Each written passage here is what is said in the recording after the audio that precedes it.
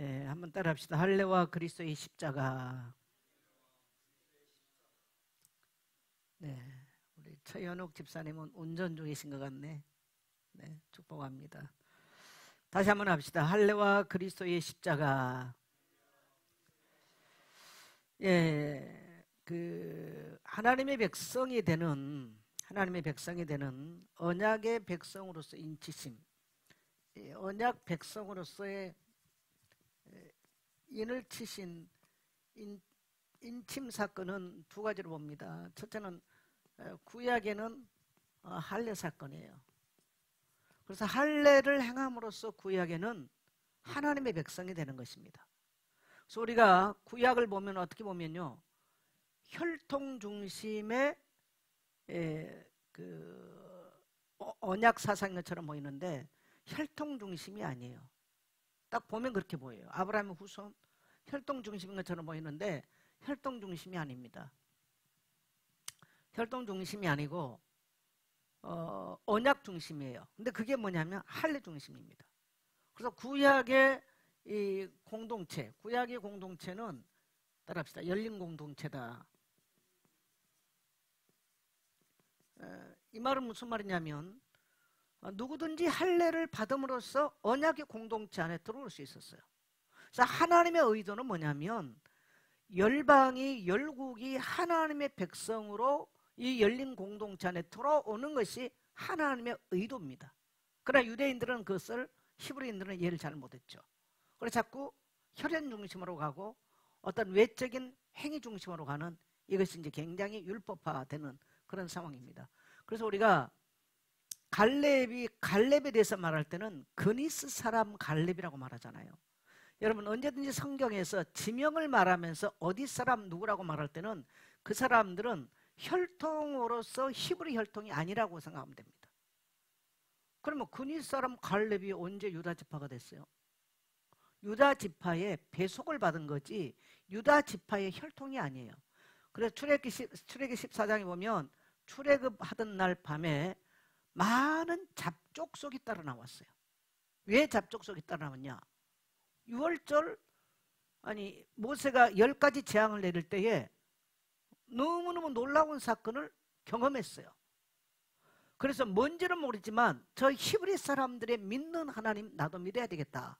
따라합시다. 저 히브리 사람들이 믿는 하나님 나도 믿어야 되겠다. 많은 그 주변에 그 잡족속들이 그걸 본 거예요. 그리고 이제 마지막 날 양을 잡으니까 자기들도 따라서 양을 잡았고, 문설주에 피를 바르니까 자기들도 피를 따라서 발랐어요. 놀랍게도 자기 집에는 재앙이 임하지 않았습니다. 근데 또 보니까 이 히브리인들이 그 밤에 탈출을 하는 거예요. 그럼 그들도 같이 탈출을 한 거예요. 그래서 출애굽기 14장에 보면은 많은 잡족속이 함께 했다고 말하잖아요. 그 잡족속 중에 한 사람이 누구냐면 그니스 사람 갈렙입니다. 근데 갈렙은 굉장히 믿음의 사람이었죠. 그래서 그 믿음의 고백으로 말미암아 그는 유다 지파에 속하게 되고, 갈렙 때문에 유다 지파는 두 몫의 땅을 차지하는 엄청난 축복을 받게 되는 것입니다. 그럼 뭘 보여주냐면 하나님은 이제 후일에 이들이 전부 다 할례를 행하는 거예요. 할례를 행함으로써 이제 열린, 그래서 히브리 공동체가 폐쇄된 공동체처럼 보이는데 폐쇄된 공동체가 아니에요. 따라합시다. 열린 공동체다. 그럼 누구든지 할례를 받음으로써 다 뭡니까? 그 히브리 공동체 안에 들어올 수 있었어요. 여자들은 입술로 고백을 통해서 들어올 수 있었죠. 이게 이제 성경의 의도인 거예요. 하나님의 의도예요. 그래서 구약은 할례를 통해서, 신약은 뭡니까? 신약은 예수 그리스도를 믿음으로, 이제 십자가 사건을 믿음으로지, 십자가 사건. 그래서 믿고 뭘 받냐면 세례죠. 세례를 받음으로. 그래서 이거는 이제 하나님의 의도는 전 인류를 향한 하나님의 계획이 펼쳐가는 사건이에요. 그래서 언약의 백성이 되는 인치심은 두 가지 사건이에요. 따라합시다. 할례와 십자가. 네. 할례와 십자가를 통해서 인간은 하나님의 백성으로 인치심을 받는 사건이 일어나는 것입니다. 자, 오늘 이제 우리가 갈라디아서를 마무리하는데, 갈라디아서를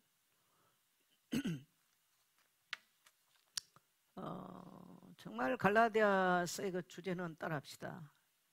자유함.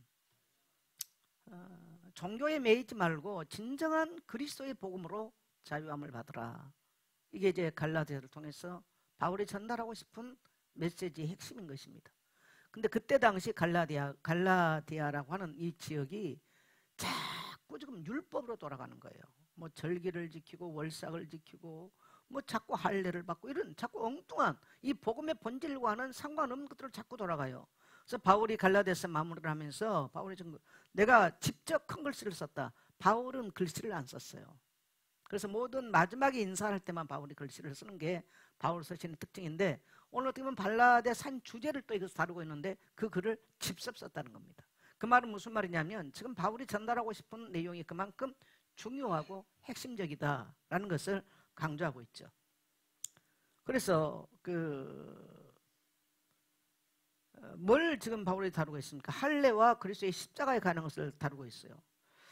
근데 그때 당시 이제 유대주의자들이 굉장한 그 혼란을 많이 겪고 있었습니다. 그리고 또 많은 교회에 영향을 유대주의자들이 주고 있어요. 그들은 율법, 특히 할례를 받아야 참된 그리스도인이 된다고 말합니다. 그러니까 여러분, 오늘날도 교회들은 참 어렵습니다만은 저는 이 초대교회, 이제 교회가 막 탄생을 해가지고 막 교회가 태동해가지고 바울이 성경도 없는 시절 아닙니까? 구약만 가지고 다니면서 복음을 전할 때 얼마나 힘들었을까. 그야말로 온 세상에 미신과 우상과 귀신 충만한 시대, 흑암으로 완전히 덮여있는 그 시대, 바울이 그런 곳을 다니면서 걸어다니면서 또 배를 타고 다니면서 복음을 전했는데 얼마나 힘이 들었을까. 전해놓고 나면 유대주의자들은 율법으로 돌아가게 만들고, 또 저 그리스나 이쪽에 영향을 받는 사람들은 자꾸 헬라 철학으로 돌아가서 이상하게 만들어버리는, 이는 얼마나 교회가 어려웠을까. 여러분, 이러한 어마어마한 혼란을 겪으면서도 오늘 저와 여러분에게 복음이 증거돼서 구원받았다고 하는 거, 하나님의 놀라운 은혜인 줄 믿습니다. 오늘날은 명확한 성경이 있고 또 명확한 이런 매스컴이 있고 이러면서도 참 복음 전하기 어렵다, 저는 그러는데요. 우리는 너무 안일해졌죠. 저는 이 말씀을 정리를 한번 해보면서 얼마나 어려웠을까, 바울이. 얼마나 인간적으로 절망도 하게 됐을까. 씨 뿌려놓고 나면 비바람이 와서 잡아뜨리고 원수가 와서 가라지 뿌리고 이랬을 때 얼마나 바울이 이 마음이 얼마나 힘들었을까. 그런 생각을 좀 많이 해보게 됐습니다. 바울은 분명히 선언하죠. 오직 그리스도의 십자가만이 우리의 자랑이며 구원의 길이다. 따라합시다. 오직 십자가만이. 이게 바울 서신마다 나타난 특징이죠. 오직 십자가만이. 그래서 갈라디아서 2장 20절, 내가 그리스도와 함께 십자가에 못 박혔나니 그런즉 이제는 내가 산 것이 아니요 내 안에 그리스도께서 사시나니. 바울 서신의 전부 다 핵심, 바울 사상을 간통하는 것들은 바로 십자가 사상이에요. 따라합시다. 십자가 사상. 네, 십자가 사상이에요. 그래서 십자가만이 우리의 자랑이고 우리의 권위다 라는 것을 말하죠. 자, 그래서 제가 그러면 할례와 십자가에 대해서 좀 이렇게 표를 제가 만들어 놨죠. 자, 할례와 십자가에 대해서 제가 어제 광주를 봉고차를 타고 갔다 왔더니 한 10시간 가까이 차 안에 있었더니 자세가 흐트러지면서 그냥 너무 몸이 무거워졌습니다. 그래서 좀 힘들어서 제가 좀 앉았습니다. 예. 자, 할례. 자, 창세기 17장 7절 같이 읽습니다. 성경 구절을 좀 띄워주세요. 성도들이 밖에서 이렇게 보고 있는 성도들이 있으니까요. 성경 구절 한번 띄워줬으면 좋겠어요. 자, 창세기 17장 7절입니다.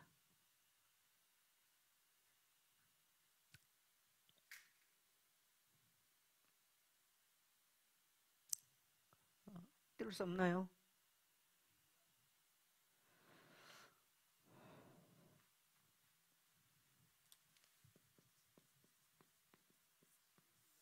네, 같이 읽습니다. 시작.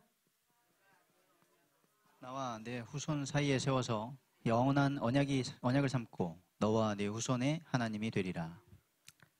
네, 내가 내 언약을 나와 내 대대의 후손 사이에 세워서 영원한 언약을 삼고 너와 내 후손의 하나님이 되리라.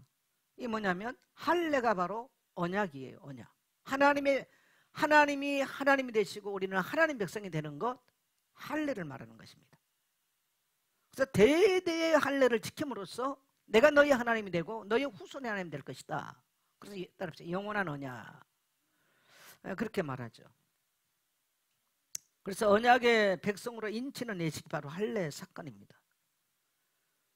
자, 신약에는 뭐냐면요, 새 사람으로 거듭나는 십자가는 새 사람으로 거듭나게 하는 능력이 있어요. 자, 그러면 여러분요, 할례라고 하는 것은 일단 이제 로마서에서 설명을 좀 밑에서 제가 하겠지만 할례부터 좀 설명을 하겠습니다.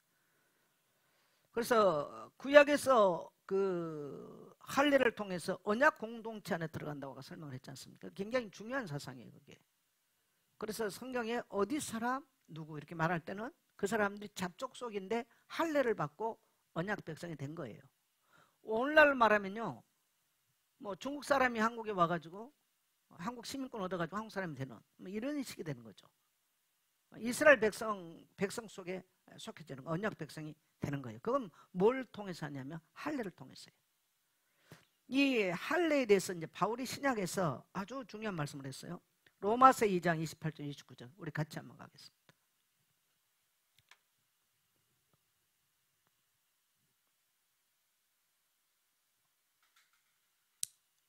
로마서 2장 28절로 29절. 바울이 사실은 로마서 2장은 유대인들 너희들도 죄인이다, 유대인들을 비판하는 내용이거든요. 로마서 1장 18절로 32절에는 이방인들을 비판하는, 너희가 죄인이라는 것을 비판하는 것이고, 2장은 유대인들을 비판하는 것이고, 로마 3장은 전체를 비판하는 내용입니다. 자, 같이 갑니다. 시작. 다시 읽습니다. 시작. 무릇 표면적 유대인이 유대인이 아니요 표면적 육신의 할례가 아니니라. 오직 이면적 유대인이 유대인이며 할례는 마음에 할지니 영에 있고 율법 조문에 있지 아니한 것이라. 그 칭찬이 사람에게서 아니요 다만 하나님께서니라. 아멘. 자, 무릇 표면적 유대인이 아니요. 지금 바울이 말하고 싶은 게 뭐냐, 여러분 유대인 그러면 하나님의 백성이라는 것을 전제로 하셔야 돼요. 그러니까 유대인들이 굉장히 잘한 건 뭐냐면 우리는 할례를 통해서 하나님의 백성이다, 이거 지금 잘하고 있는 거죠. 근데 바울이 지금 지적한 건 뭐냐면 표면적, 겉으로 표면에 드러나는 유대인이 아니라는 거죠. 이게 지금 바울이 지적하는 내용이에요. 로마서 2장 통해서 표면적 육신의 할례가 아니다. 바울이 아주 정면으로 유대인들을 지금 반박하죠. 겉에 할례 행하는 것을 가지고 너희가 하나님의 백성이 될 수 있느냐, 지금 이 말입니다. 이 말을 오늘 신약으로 우리가 다시게 말하면요, 네가 마음으로 하나님 섬기지 아니하고 어느 교회 나간다고 말하고 네가 세례받았다고 말하느냐, 네가 그것이 그리스도인이라고 말할 수 있느냐, 지금 그 반박을 하는 거예요. 그래서 표면적 육신의 할례가 아닙니다. 그래서 이제 굳은 이 표면적 굳은 살을 빌 것이 아니라 마음의 굳은 살을 베라. 바울은 이제 그런 표현을 쓰죠. 자, 29절 보면은 오직 이면적 유대인이 유대인이며, 이면적이 뭐냐면 보이지 아니한 내면에서 하나님을 정말 믿는 믿음을 고백하는 이면적 뭡니까? 유대인이 유대인이다. 이건 오늘날 그리스도인들에게 해당되는 내용들이에요. 뭐 나는 교회에서 목사예요, 나는 장로예요, 나 어디 교회 속해요? 그랬어요. 여러분과 하나님과 무슨 관계 있습니까? 따라합시다. 이면적 유대인이 유대인이다. 이 말을 오늘날 우리 정의하면 이면적 그리스도인이 그리스도인인 거예요. 나는 그리스도를 믿는, 정말 내 마음에 변화를 받고 그리스도인으로 살아가는, 이게 있어야 그리스도인이지 교회 다니는 것이 그리스도인이 아니라는 겁니다. 자, 그 다음에 할례는 마음에 할지니 영에 있고 율법 조문에 있지 않다. 율법에 따라 그들이 할례를 행했는데 할례는 어디에 해라? 마음에 할례를 해라. 그래서 마음의 포피를, 마음의 굳은 마음을 제거해야 된다는 거예요. 속 사람은 하나도 변하지 않았어. 상처, 원망, 불신앙 가득한 상태로 예수 믿는 거, 그건 아니라는 거예요. 여러분 진짜 그리스도의 십자가를 경험하면요, 우리의 굳은 마음이 돌같이 굳은 마음이 변하게 되어 있는 것입니다. 할렐루야. 그게 안 됐는데 그리스도인이다? 아니라는 거예요, 바울은. 그래서 할례는 마음에 행하라. 마음에 굳은 살을 베라. 그리고 그 칭찬이 사람에게서 아니요 다만 하나님께서니라. 이들은 또 하나 이 할례를 행함으로써 어떤 유혹을 받고 있냐면 유대 공동체에 들어가고 싶은 거예요. 유대 공동체에. 유대 공동체는 그때 길트라고 하는 조합이 있어요. 상업 조합이. 그래서 기독교인들이 할례를 받음으로써 기독교는 인정이 안 됐는데 로마로부터 유대교는 인정을 받습니다. 그리고 길트라고 하는 조합이 전 세계적으로 상권을 장악하는 어마어마한, 그러니까 할례를 받고 유대인이 된다면 이들이 사회로부터 받는 혜택이 대단한 것입니다. 그러니까 신앙의 본질을 놓치고 자꾸 엉뚱한 데로 돌아가는 거예요. 오늘날 성도가 교회에 와서 신앙의 본질을 자꾸 엉뚱한 데 찾으려고 하면 안 된다는 거죠. 동일한 이야기가 될 수 있습니다. 왜? 길트? 엄청난 조합, 이게 오늘날로 말하면 신협이라고 그래, 농협 이런 비슷한 저기들이죠. 그러니까 굉장한 유익을 얻을 수 있죠. 우리는 오늘날 그런 유혹을 받으면 안 되겠죠. 자, 그러면 십자가는 뭐냐? 여러분, 할례는 겉사람을 뵀다면 표면적으로 유대인 되게 많다면 십자가는요, 사람으로 하여금 따라합시다, 거듭나게 하는 능력이 있다. 그래서 고린도서 1장 18절에 보면 십자가에 도가 멸망하는 자는 어리석게 보이나 구원은 우리에게는 뭐가 된다? 하나님의 능력이 된다는 거예요. 그래서 우리가 그리스도의 십자가를 믿고 난 이후에 성도에게는 어떤 변화가 있습니까, 여러분? 여러분, 교회 생활이라고 하는 것은 복음은 변화를 목적으로 하는 것이지 어떤 우리끼리 조직을 목적으로 하는 게 아니에요. 분명하게 내가 예수 그리스도를 믿고 내가 내 안에 성령이 인침받게 됐다면요, 나타나는 것이 뭐냐면 갈라디아서 5장 20절로 22절 말씀처럼 따라합시다. 성령의 열매가 나타난다. 성령의 열매가 나타나요. 이건 외부에서 주는 것이 아니에요. 오직 우리 안에 성령의 열매가 나타나서 내가 속사람이 변화된 것을 말로가 아니라 직분이 아니라 따라합시다. 열매로서 나타낸다. 열매로서 나타나는 성품이 변화해요. 여러분, 사람의 기질은 안 변할 수 있어요. 그러나 여러분요, 복음이 들어가면 성품은 변해요. 따라합시다. 복음이 들어가면 성품은 변한다. 그래서 복음을 전파하는 목적은 그 사람을 변화시키는 것이 목적입니다. 사명자를 만들고 제자를 만드는 게 목적이 아니에요. 따라합시다. 성품의 변화가 목적이다. 네. 구약 할례를 통해서 열린 공동체라면 신약도 또한 열린 공동체입니다. 그래서 누구든지 주의 이름을 부르고 예수의 십자가를 믿고 예수를 구주라 고백하고 세례받는 이 공동체, 그 열린 공동체예요. 그래서 우리는 만일에 교회가 닫힌 공동체가 되면 하나님의 계획과는 굉장히 어긋납니다. 그래서 우리는 끊임없이 열린 공동체가 되어 전 세계를 향해서, 열방을 향해서 교회는 따라합시다, 확장돼야 된다. 이게 하나님의 계획이죠. 그 다음에 아까 할례는 겉사람의 변화라면요, 십자가는 따라합시다, 속사람의 변화다. 믿음으로 모든 사람이 구원을 얻는 능력이 되고 이 속사람이 변해요. 돌같이 굳은 마음들이 변화를 받고요. 이걸 이제 에스겔서 36장 25절부터 26절에서는 내 영을 너에게 주며 새 영을 주겠다. 내 영은 죽어버렸던 우리 영이 하나님의 영으로 살아나는 것을 말하고, 새 영은 하나님의 성령이 우리에게 오셔서 그때부터는요, 율법을 쉽게 말하면 도덕적인 이런 것들을 이뤄낼 수 있는 삶이 변화되는 그것을 말하는 것입니다. 바뀌는 거죠. 예수 믿고 안 변했다, 그건 거짓말입니다. 여러분, 거짓 구원에 속으면 안 돼요. 따라합시다. 정말 구원받으면 변한다. 자꾸 오늘날 너무 거짓 구원이 많은데요, 거짓 구원에 여러분 속지 말게 되시기를 축복합니다. 자, 본문으로 돌아가겠습니다. 자, 1번 보면은요, 외적인 종교 행위에 치우친 사람들이 지금 나오죠. 자, 11절로 13절 같이 읽습니다. 시작. 내 손으로 너희에게 이렇게 큰 글자로 쓴 것을 보라. 무릇 육체의 모양을 내려 하는 자들이 억지로 너희에게 할례를 받게 함은 그들이 그리스도의 십자가로 말미암아 박해를 면하려 한 뿐이라. 할례를 받은 그들이라도 스스로 율법은 지키지 아니하고 너희에게 할례를 받게 하려 하는 것은 그들이 너희의 육체로 자랑하려 함이라. 예, 왜 유대주의자들이 할례를 강요했는지 바울이 그 숨은 뜻을, 의도를 지금 드러내버리는 거죠. 동기를 폭로해버렸어요. 그것은 진리를 지키기 위함이 아니고요, 첫째는 사람들의 눈에 보이는 외형적인 경건. 그래서 유대인들은 유대인 되면 기파를 쓰잖아요. 딱 머리 기파 쓰고요, 또 하루에 몇 번 기도도 하고요. 그러면서 또 외적으로는 그 킬트라고 하는 그러한 상권 속에 들어갈 수 있고요. 또 하나, 정통 유대인들은 종교를 로마로부터 인정을 받았기 때문에 박해를 안 받았습니다. 그러나 기독교는 박해를 받았죠. 신흥 종교가 됐기 때문에. 이러한 것들을 지금 전제로 하는 거예요. 그래서 자꾸 십자가의 복음을 약화시켜 버리는 거예요. 사람들의 유익 때문에 십자가 복음을 약화시키는 이것을 바울이 지금 그 숨은 동기를 드러내버리는 거죠.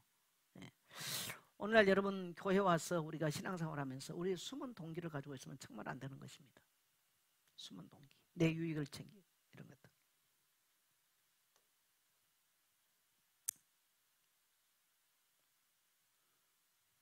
복음 전하다가 박해받을까 봐 유대인들을 형세를 하고 싶습니다. 그러면서 이제 율법과 할례로 돌아가는, 그러니까 십자가 복음을 약화시켜버리는. 이제 반대로 우리가 다락방에 있으면서 무율법주의가 되면서 십자가 복음을 약화시켜버렸어요.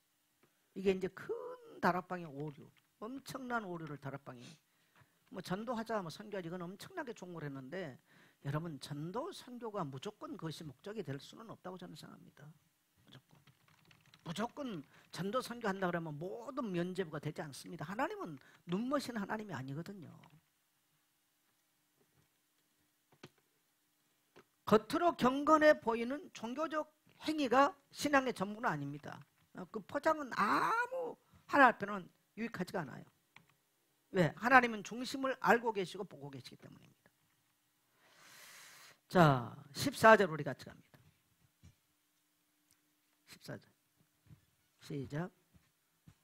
그러나 내게는 오직 우리 주 예수 그리스도의 십자가 외에 결코 자랑할 것이 없으니 그리스도로 말미암아 세상이 나를 대하여 십자가에 못 박히고 내가 또한 세상을 대하여 그러하니라.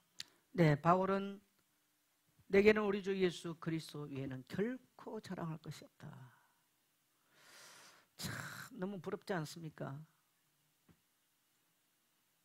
너무나 부러운 내용이죠.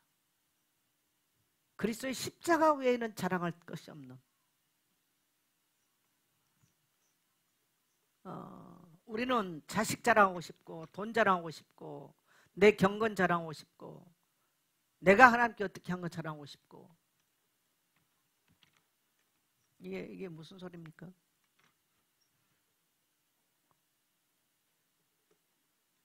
예. 우리는 다른 자랑하고 싶은 게 참 많아요. 근데 바울은 그리스도의 십자가 외에 결코 자랑할 것이 없으니, 이거는 바울 서신 전체를 함축한 바울 사상이에요.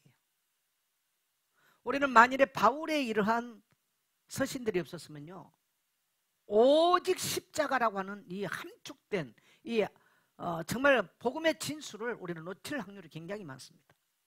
여러분, 그래서 십자가 사랑하고요, 십자가를 간통하세요. 십자가를 간통해보지 못한 신앙은 어떻게 보면요, 진짜 거듭났는가 확인해야 됩니다. 여러분, 우리는 종교가 아닙니다. 종교가 아니에요. 뭐 경건해 보이고 뭐 열심히 하고, 그거는요 사람의 기준이고요, 십자가를 간통함으로써 우리 겉사람이 깨져나고 우리 속에서 정말 우리 속사람이 살아나고 우리 속에서 신령한 것들을 경험하는, 이것이 바로 그리스도인들이죠. 네.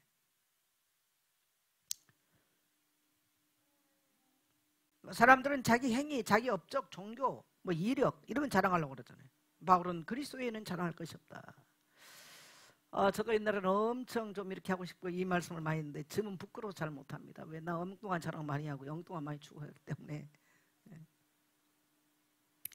십자가만이 인간을 구원하는, 예수 그리스도의 십자가만이 유일한 구원이 되기 때문에 바울은 그걸 알죠. 그래서 십자가는 여러분 뭡니까? 수치와 고통의 상징이었습니다. 정말 하나님이 쓰셨던 사람들이 그렇게 영광스러운 길을 간 사람이 단 한 명도 없습니다. 어떤 강사가 이렇게, 그게 크리스찬인지 아닌지는 모르겠어요. 만일에 당신이 하늘의 부르심을 받는 사람이 맞다면 당신은 남들이 경험하지 못한 아픔과 슬픔과 처절함을 경험하게 될 것이다. 그런 강의를 하더라고요. 내용을 봐서는 크리스찬 같은 여자분이 하는데 젊은 여자분이더라고. 내용 같은 건 셔츠를 이렇게 내가 봤는데 내용을 봐서는 크리스찬 같은데 이게 종교에 대해서 얘기를 안 하더라고. 저는 그 말을 들으면서 맞다고 생각했어요. 내가 정말 하나님의 부르심을 받았다. 하나님은 나를 이 세상 것들을 즐거워하지 않게 만들 것입니다. 우리가 진짜 하늘의 부르심을 받았다. 이 세상 것들을 기뻐할 수가 없어요. 하나님은 그것을 이루기 위해서, 우리의 육을 깨뜨리기 위해서 질병, 가난, 저주, 저주란 말 안 쓰고 싶습니다. 온갖 사람 관계 이런 것들을 통해서요, 우리에게 고난의 길을 가면서 그 고난 속에서, 우리의 가난 속에서 하나님의 채우심을 경험하고 또 뭡니까? 우리 아픔을 통해서 하나님의 위로를 경험하게 만들어요. 그래서 누군가에게는 우리가 채움이 되어지고 또 누군가에게는 우리가 위로가 되어지는 하나님의 손길로 다가가기 위해서 하나님은 그렇게 사용하십니다. 그렇지 않으면 그런 것들이 전달될 수가 없는 것입니다. 바울은 그것을 굉장히 많이 경험한 사람들이죠.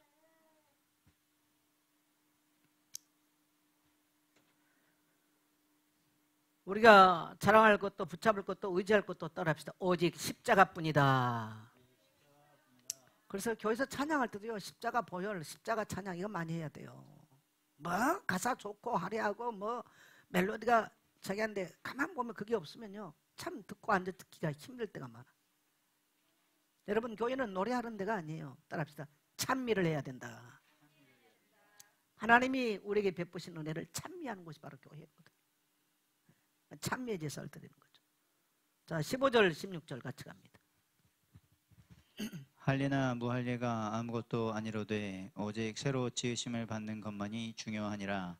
무릇 이 규례를 행하는 자에게와 하나님의 이스라엘에게 평강과 긍휼이 있을지어다. 할례나 무할례가 아무것도 아니다. 여러분, 육신적으로 행하는 이 할례 무할례 아무것도 아니라는 거예요. 이거는 하나님 언약의 백성들의 인치심이었고 한 공동체에 속하는 방법이었는데요, 신약이 와서 따라합시다. 그리스도 안에서 성취됐다. 이거는 바울은 아무것도 아니다. 그럼 바울은 유대인이 아니었냐? 바울은 굉장한 유대인이었죠. 바리새인이었거든요. 바울은 난지 8일 만에 할례를 받은 사람이에요. 율법으로는 흠잡을 데가 없는 사람이에요. 가말리알 문화생에서 공부를 한 사람이, 율법 교사로부터 직접 수학을 한 사람이죠. 굉장한 분이에요.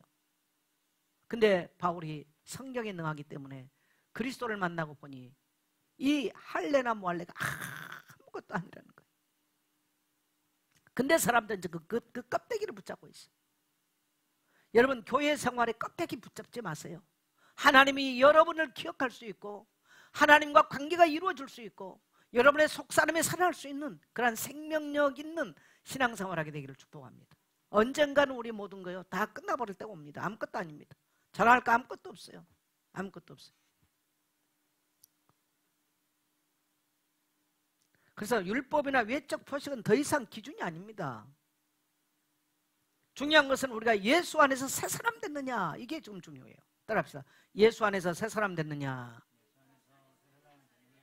예수 안에서 새 사람 됐느냐, 이게 중요하지 어떤 외적인 뭐다, 이건 아무것도 아니라는 거죠. 그래서 우리는 십자가를 통해서 놀라운 것은 우리 옛사람을 벗게 되는 거예요. 이 죄로 허물진 우리의 옛사람을, 십자가를 만나고 나니 내가 죄인이었구나, 이 구렁이보다 더 징그러운 우리 옛사람을 벗어버리는 거예요. 창세기 3장에 뱀에 물렸던 아주 그 뱀의 독이 그냥 온몸에 퍼져가지고 이 구렁이 형태 같은 이란 우리가요, 그리스도를 만나고 십자가를 만남으로써 이란 우리 옛사람, 이 저주스러운 옛사람을 벗어버리고요, 물과 성령으로 새롭게 되어 새 사람으로 새 사람을 덧입는 거예요. 어떤 방법으로 인간이 새 사람을 덧입을 수 있겠습니까? 이 기독교의 진리가요, 여러분요, 놀라운 것은요, 물과 성령으로 거듭나야 하나님 나라 본다. 종교의 이야기를 예수님은 하신 적이 없어요. 이 세상의 눈 가지고는 하나님 나라 볼 수 없는 거죠. 이 세상의 방법으로는 하나님 나라 볼 수 없어요. 예. 그래서 우리는 예수 안에서 새 사람이 되는 것입니다. 우리는 십자가를 통해서 옛사람을 벗어버리고 새 사람을 입었습니다. 그래서 성령의 열매가 그때부터 나타나기 시작하는 거예요. 여러분, 신앙생활하면서 나의 인생에 성령의 열매가 나타나는 거, 이거 체크하셔야 돼요. 예. 나이가 많아갈수록 우리는 점점점 허울진 거 이거 필요 없습니다. 사실해야 돼요. 왜? 천국 가야 되니까. 하나님 나라 가야 되니까. 하나님 나라 갈 사람은 거듭나야 된대요. 교회 다니면 간단 말이 아니었어요. 거듭나야 간대요. 어떻게 거듭날까요? 3장 앞에 보서는 거듭나야 간다. 어떻게 거듭날까요? 하나님의 세상을 이처럼 살아가다. 이처럼은 십자가 사건을 말하죠. 독생자를 주신 저는 이는 그를 믿는 자마다 멸망치 않고 영생을 얻게 합니다. 믿음으로써 우리는 우리의 옛사람이 깨져나가고 새 사람으로 변화되는 것을 경험하는 것입니다. 그래서 이렇게 새 사람으로 변화를 받고 성령의 열매를 맺고 사는 이 사람들에게 바울은 축복을 선포합니다. 평강과 국률이 너희에게 있을지어다. 따라합시다. 평강과 국률이 너희에게 있을지어다. 그래서 여러분, 우리 그리스도인들에게 하나님이 주시고자 싶은 건 뭐냐면요, 평강과 국률입니다. 평강과 국률이 소유가 아니에요. 물론 빌립보서 4장 19절에 우리 모든 쓸 것을, 우리의 모든 필요를 채우시는데, 그는 첫째는 육적인 필요 하나님 채우십니다. 두 번째는요, 정신적, 정서적 필요도 우리를 채우세요. 성경의 의도는 정서적 필요, 외로움이나 또 우리의 슬픔, 이것까지도 다 채우세요. 성경은 그렇게 돼 있어요. 원 의도는 그렇게 돼 있는 거예요. 그 다음에 영적인 모든 필요를 채우시겠다는 거예요. 그래서 우리는 하나님의 평강을 누리고 사는 존재들입니다. 할렐루야. 따라합시다. 은혜와 평강이 있을지어다. 그거면 다예요, 사실은. 그거면 다죠. 자, 17절 18절 같이 갑니다. 이후로는 누구든지 나를 괴롭게 하지 말라. 내가 내 몸에 예수의 흔적을 지니고 있노라. 형제들아, 우리 주 예수 그리스도의 은혜가 너희 심령에 있을지어다. 아멘. 네, 아주 바울의 굉장한 이런 간곡한 진심 어린 내용이죠. 이후로는 누구든지 나를 괴롭게 하지 말라. 내가 내 몸에 뭘 지녔다? 예수의 흔적을 지니고 있노라. 바울의 예수의 흔적이 뭘까요? 바울은 그리스도를 위해서 많은 고난을 받은 흔적을 갖고 있습니다. 누스드라에서 사도행전 14장에 누스드라에 들어갔을 때 누스드라 성에서 얼마나 바울이 돌에 맞았습니까? 그래서 바울이 죽은 줄 알고 그 누스드라 성에서 밖에 갖다 버렸어요. 바울을 죽은 줄 알고 갖다 버린 거죠. 근데 바울이 다시 그 다음날 살아나가지고 그 성 안에 벌벌 끼면서 들어갔어. 그래서 누구 데리고 왔습니까? 디모데 데리고 왔죠. 그게 누스드라예요. 사도행전 14장이죠. 또 사도행전 16장 이후 17장, 16장, 17장, 18장 이제 마게도니아 들어가서 바울이 갈 때 바울 뒤에 아주 그냥 바울을 죽이지 않으면 먹지도 않고 자지도 않겠다라는 유대인들의 이 조직들이 30명의 조직들이 바울을 따라다녔죠. 가는 데마다 괴로움을 당했어요.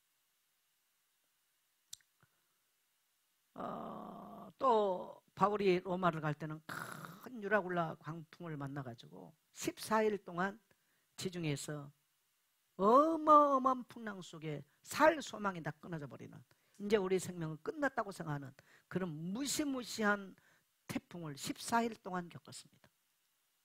여러분, 바다가 캄캄해지고 무서운 바다의 파도가 일어나고 배가 완전히 침몰하게 되고 사람들은 비명을 지르고 모든 배 안에 있는 모든 걸 다 바다에 집어던지고 그러면서 14일을 헤맸다고 한번 생각해 보세요. 무슨 살 소망이 있겠습니까? 그런 상황이 1시간만 벌어도 인간은요 공포에 죽을 겁니다. 근데 14일을 했다는 거죠. 근데 그날 밤에 바울이 뱃전에나 기도하는데 바울아 두려워하지 마라. 가이사 앞에 서야 하리라. 네게 속한 사람은 한 명도 이 배에 있는 사람 다 너에게 속한 한 명도 잃지 않게 될 것이다. 오히려 살라미아에 들어가서 복음을 전하게 되는 그러한 놀라운 하나님의 은혜를 경험하죠. 근데 어쨌든 간에 바울은 그런 많은 어려움을 많이 겪었지 않습니까? 그래서 그 예수의 그 고난의 흔적을 가지고 살았던 사람. 여러분 우리가 신앙생활하면서 내가 예수 믿는 것 때문에 또 교회를 위해서 고난의 흔적을 경험해 본 적이 있습니까? 혹시 그것 때문에 고난의 흔적이 있습니까? 정말 있다면 하나님은 여러분을 영광스럽게 기억할 것입니다. 네. 그 다음에 그래서 바울이 이제 나를 그런 일로 이제 더 이상 괴롭히지 마라. 바울이 지금 그렇게 표현하죠. 형제들아 우리 주 예수 그리스도의 은혜가 너희 심령에 있을지어다. 심령에 은혜 없는 거 아니고요. 은혜 없는 그런 종교 생활이 아니라 심령 가운데 하나님의 은혜가 있는 신앙생활. 심령으로부터 우러나오는 그러한 은혜의 생활을 하기를 원한다. 바울이 지금 그렇게 말을 합니다. 바울은 만일에 유대교회 그대로 있다면 율법학자가 됐을 거예요. 율법학사. 그래서 굉장히 영광스러운 직업이 됐겠죠. 랍비가 됐겠죠. 근데 바울은 기독교인이 됨으로써 엄청나게 많은 고난과 고생이 그를 따랐고 그 흔적을 가지고 있는 사람입니다. 그래서 오늘도 우리는 따라합시다. 예수의 흔적을 가지고 살자. 세상의 인종보다요 주님의 흔적이 있는 삶이 진정한 영광이라는 거예요. 그것 때문에 기뻐하고 은혜가 있는 생활, 그런 성도 되기를 축복합니다. 자, 갈라디아서 마지막 메시지는 아주 단호한데 따라합시다. 행위로 구원받지 않습니다. 행위로 구원받지 않습니다. 오직 십자가 은혜로 믿음으로 구원받습니다. 오직 십자가로 은혜로 믿음으로 구원받습니다. 겉모양이 아닌 새 사람으로 지음받는 자가 되십시오. 겉모양이 아닌 새로 지으심을 받는 자가 되십시오. 십자가를 따르는 삶, 고난을 감수하는 삶 속에 예수의 흔적이 새겨질 것입니다. 십자가를 따르는 삶, 고난을 감수하는 삶 속에 예수의 흔적이 새겨질 것입니다. 그리스도의 십자가 위에는 결코 자랑할 것이 없습니다. 그리스도의 십자가 외에는 결코 자랑할 것이 없습니다. 예, 오늘 이 고백이 우리 모든 성도의 고백 되시기를 진심으로 소망하고 축복합니다.